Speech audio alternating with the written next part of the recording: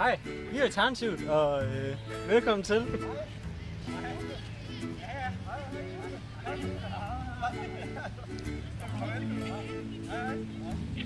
Vi er Danmarks nye grønne parti.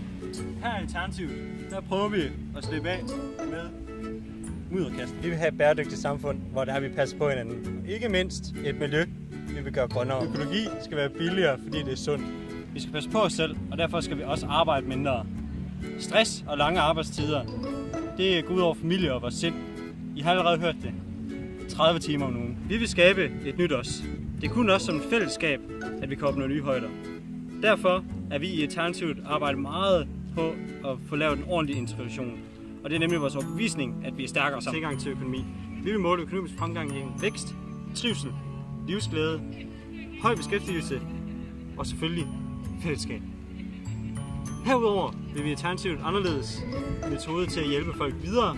Folk skal have medbestemmelse og skal være med til at bestemme, hvornår de er klar til at stille træskoene. Og derfor er det derfor, vi går ind for aktiv dødshjælp. Vi har brug for nye tanker. Danmark har brug for nye tanker. Vi er Alternativet. Og vi står ind for det, vi siger.